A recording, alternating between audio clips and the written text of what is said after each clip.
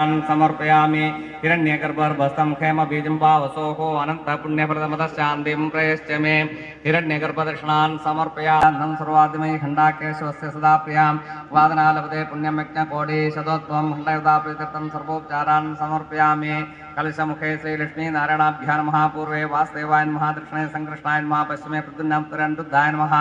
कलशमुखे षट्कोणपद्मं लिख्य तत्रां दुर्योणान्तर्योणादर्शां त्यपुष्टां गरीष्णीश्वरीं सर्वभूतानां तामिकोपह्वये श्रियम् आयनेते परायणे ध्रुवारोहन्तु पुष्पणे कृताश्च पुनरेगाणि समुद्रस्य गृहाय मे कलशस्य मुखे विष्णुखण्डोदावरी सरस्वती नर्मदे स्कन्दकावेरी जलेस्मिन् सन्निधिं गुरु